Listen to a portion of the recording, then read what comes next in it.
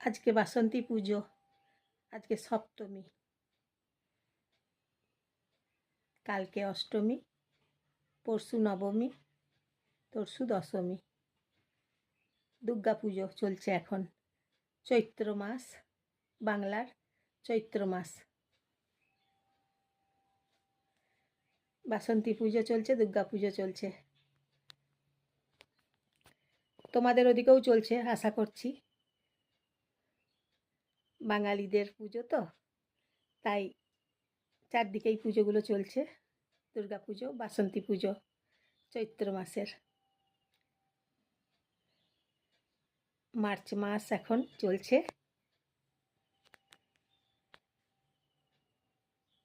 পুজো দেখতে যাচ্ছ সবাই, ঠাকুর দেখতে যাচ্ছ সবাই, পুজো দেখো, ঠাকুর দেখো। বাসন্তী পুজো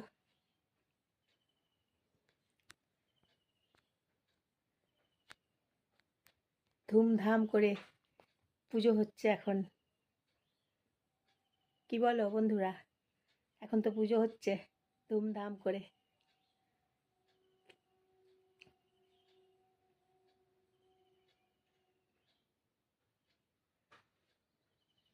তারপর কেমন আছো সবাই? তোমরা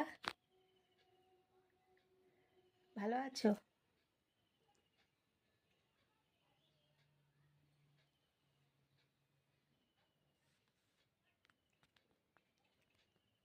ভালো থাকো সবাই,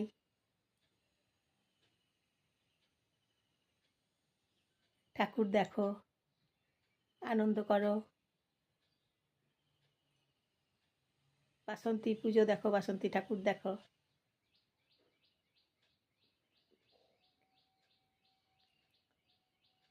তারপর মেয়েরা তো বেশি কষ্ট করে বলো, বিয়ের পর থেকে বিবাহিত মেয়েরা প্রচুর কষ্ট করে, খালি কাজ কাজ আর কাজ। চাপ চাপ দেয়, শাশুড়ি চাপ দেয়, স্বামী চাপ দেয়, ননদগুলো চাপ দেয়, স্বামীর পরিবার চাপ দেয়, সবাই চাপ দেয়। আর বিবাহিত মেয়েদের বেশি শুনতে হয় অত্যাচার, লাঞ্ছনা, গঞ্জনা, শাশুড়ির কাছে, স্বামীর কাছে, ননদগুলোর কাছে, তাই তো, শ্বশুরের কাছে লাঞ্ছনা, গঞ্জনা। তাহলে বুঝতেই পারছো মেয়েদের কত শক্তি, কত সহ্য, কতটা ধৈর্য, বুঝতে পারছো? তারপরে আবার বাচ্চা চাইবে, কে কে চাইবে বলো তো?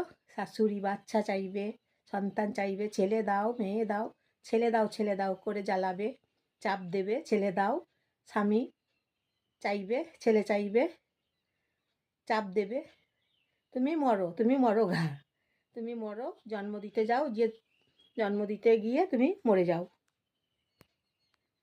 বলবে তোমাকে শাশুড়ি, বলবে স্বামী, বলবে ননদ, বলবে শ্বশুর, বলবে তুমি বাচ্চা জন্ম দাও, দিয়ে মরো। এই তো শ্বশুর ঘর, এই তো সংসার, শাশুড়ির চাপ, সবাইকার চাপ, স্বামীর পরিবারের চাপ। তখন তুমি নিজের জন্য সময় বার করতে পারবে? তোমার কাছে ওরা বাচ্চা চাইবে, ভিক্ষা চাইবে, বাটি হাতে করে বাচ্চা ভিক্ষা চাইবে, যেন একবারে কত লালন পালন করে ফাটিয়ে দিচ্ছে শাশুড়ি। ঠাকুমা হয়ে তো ঠাকুমা মনেই করে নাই কোনোদিনও যে আমি ঠাকুমা, কোনোদিন নিজেকে বলে নাই আমি ঠাকুমা। এই তো, আর বাটি হাতে করে ভিক্ষা চাইবে, চাপ দেবে তোমাকে। কেন বলো তো? বাচ্চা চাইবে, তোমাকে মেরে দেবে, সেই জন্যে বাচ্চা চাই, বাচ্চা চাই, বাচ্চা চাই করবে, দিয়ে তোমাকে চাপ দেবে। তোমার শরীরটা কিন্তু আগে বুঝবে না, তুমি কেমন আছো, তোমার শরীর কেমন আছে, সেটা কিন্তু বুঝবে না শাশুড়ি আর তোমার স্বামী, কেউ বুঝবে না। তোমাকে চাপ দেবে, বাচ্চা দাও, বাচ্চা দাও করে ভিক্ষা চাইবে। যেমনি বাচ্চা নেওয়া হয়ে যাবে, তখন আবার দেখবে আর তোমাকে চিনতে পারছে না।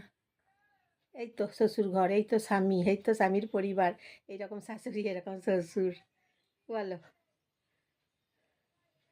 বাচ্চা নেবে, নিয়ে তোমাকে তারপরে অবহেলা করবে, অপমান করবে তোমাকে। এই রকম স্বামী, স্বামীর পরিবার এইরকমই হয়। তাহলে বুঝতে পারছো প্রত্যেকটা বিবাহিত মেয়েরা কতটা সহ্য করে। প্রচুর সহ্য করে, প্রচুর ধৈর্য ধরে। কত শক্তি খরচ করে, কত এনার্জি খরচ করে বলো। বাচ্চা জন্ম দিতে যায় যখন, তখন ওরা বোঝে না প্রসব যন্ত্রণা যে কী যন্ত্রণা, কী কষ্ট। প্রসব যন্ত্রণা, প্রসব যন্ত্রণা প্রচুর কষ্ট। শাশুড়িও বোঝে না, স্বামীও বোঝে না, শ্বশুর বোঝে না, কেউ বোঝে না, ননদগুলো বোঝে না। এসব যন্ত্রণাগুলো কেউ বোঝে না। কিন্তু কী করে বোঝাবে? তুমি কোনোদিন ওদিকে বোঝাতে পারবে না এগুলো। ওরা বোঝে না। ওরা চায় তুমি মরে যাও, এটাই চায়। ওদের চাওয়া তুমি মরে যাও। তাই তোমাকে চাপ দেবে, বাচ্চা চাই বাচ্চা চাই করে তোমাকে চাপ দেবে। ওই জন্যই চাপ দেয়। ওরা চায় তুমি মরে যাও। লোকের মুখে, লোকের কাছে ভালো সাজবে, এই রকম লোক দেখানি সম্পর্ক। লোকের কাছে খুব ভালো সাজবে, কিন্তু তোমার কাছে বাচ্চা চাইবে, বাটি হাতে করে ভিক্ষা চাইবে। কে চাইবে? শাশুড়ি চাইবে, শ্বশুর চাইবে, স্বামী চাইবে, ননদ চাইবে। না হলে তোমাকে বাজা বলবে, ভয় দেখাবে, বলবে দুবার বিয়ে করব, দুবার বিয়ে করব। এমনিতেই তো স্বামীরা চরিত্রহীন হয়, বাইরের মেয়ে নিয়ে পরকিয়া করে, ফুর্তি করে। তাই তো বউকে গুরুত্ব দেয় না। কিসের জন্যে গুরুত্ব দেয় না? সব কিছু বোঝা যায়।